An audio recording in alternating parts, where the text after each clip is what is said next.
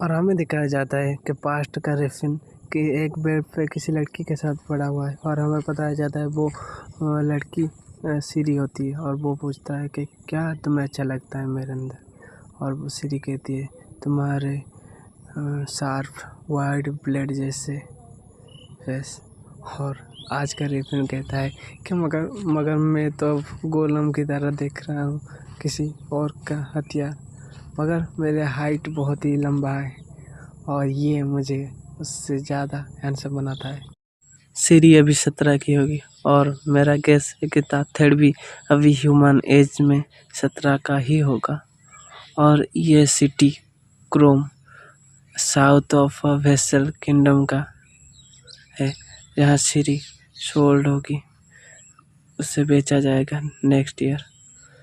तो मुझे क्या करना चाहिए? क्या मुझे ऑक्शन हाउस को ही तबाह कर देना चाहिए? नहीं, अगर मैं ये रेकलेसली करूँगा तो मुझे अपना पावर वापस पाने में तकलीफ हो सकती है। मैं इसको पैसों से सॉल्व करना पड़ेगा और मैं ये कर सकता हूँ। और वो कहता है जब मेरी मेमोरी फ्यूचर से जो आई है कि ये रूइन एशियन रूइन भी यहीं कहीं होगा।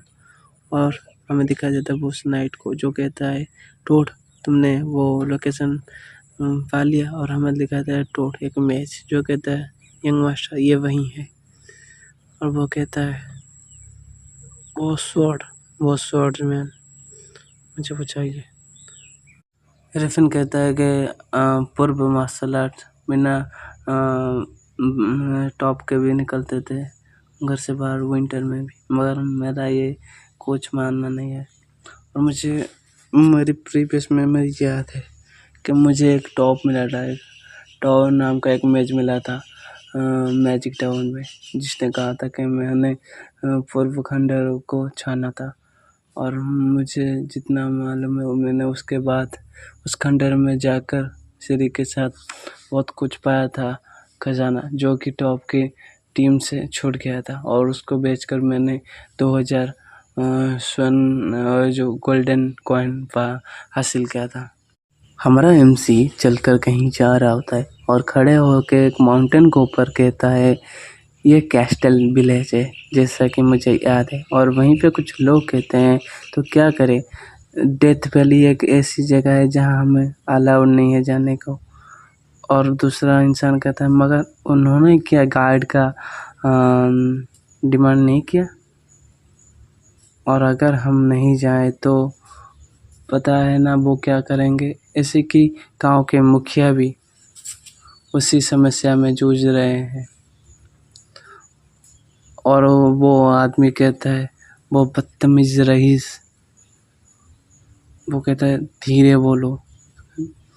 और दूसरा बंदा कहता है अगर सुन भी लेंगे तो क्या कर लेंगे ज़्यादा से ज़्यादा। एक आदमी बो और एरो उठा कर कहता है मैं जाऊंगा, मैं इस माउंटेन को जानने के लिए बेस्ट हूँ इस विलेज में और मैं कैपेबल हूँ। और सारे लोग कहते हैं तो तुम जाओगे, यू कैन डू, तुम जा सकते हो।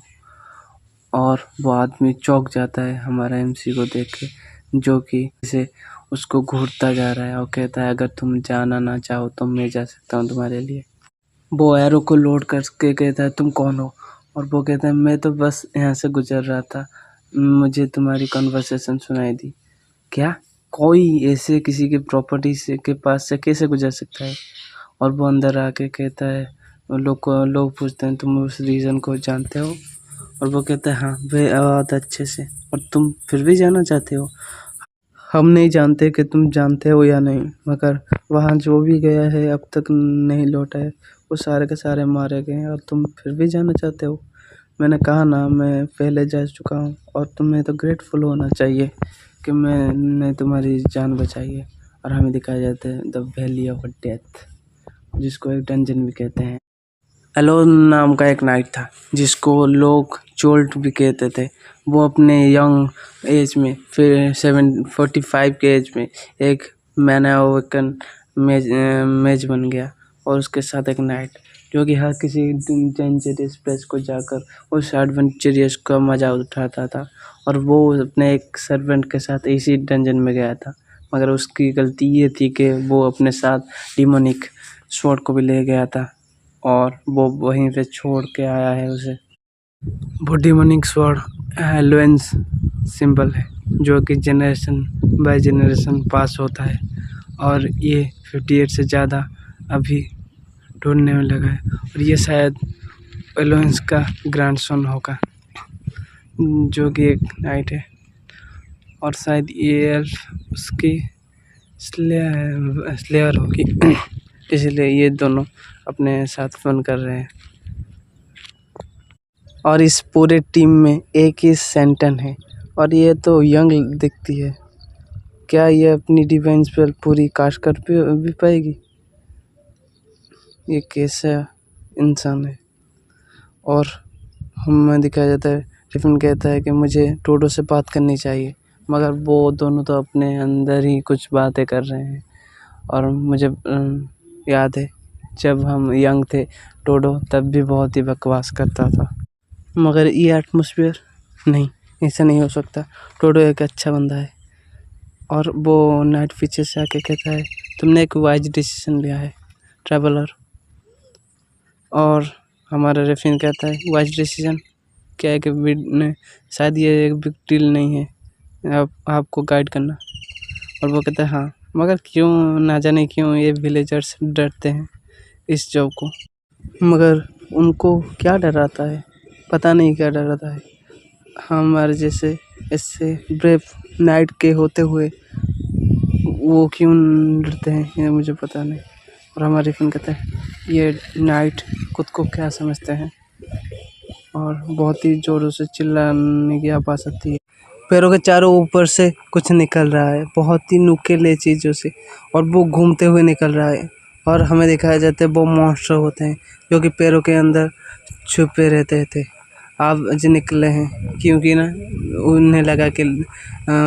इंसान आ गए और वो अटैक करते हैं सारे ट्रैवलर्स के ऊपर और सारे नाइट कहते हैं अपना स्टैंड ले लो और वो अपने पंजों से नुकीले पंजों से अटैक करते हैं नाइट के ऊपर जिससे नाइट कहते हैं हाउ डेयर तुम डिस्गस्टिंग मॉन्स्टर कैसे हमें पे अटैक कर सकते हो ये सारे के सारे लोग हमारे अंडर में है तुम इनके ऊपर अटैक नहीं कर सकते टोडो अपनी फायर चैट एक्टिव करता है जिससे कि बहुत ही बड़ा फायर फ्लेम उनके तरफ जाता है जिससे वो जल जाते हैं और वो सेंटन जिनका नाम होता है सैलन वो कहती है कि मेरे ब्रेव वॉरियर अटैक करो और उसकी मैजिक अटैक है वो कुछ समय के लिए सारे सोल्जर्स को ब्रेव बना सकती है यहाँ सारे ही वॉरियर बहुत ही अच्छे हैं स्पेशली स्टीफन वो किड इसलिए अगर मैं मार्शल आर्ट के नज़रिए से देखूँ ये तो सारे अच्छे हैं एनीवे ठीक है और हमें दिखाया जाता है कि उन और के ऊपर उन मॉन्स्टरों ने हमला किया है मगर एक पंच लैंड करता है उस मॉन्स्टर के ऊपर जिससे वो मॉन्स्टर पूरा का पूरा डिस्ट्रॉय हो जाता है और हमें पता चलता है कि हमारे रिफन हार्ट नहीं ये पंच लैंड क्या होता है ये चैप्टर यहीं पे ख़त्म होता है दूसरे चैप्टर के लिए वेट कीजिए अगर वीडियो अच्छा लगा हो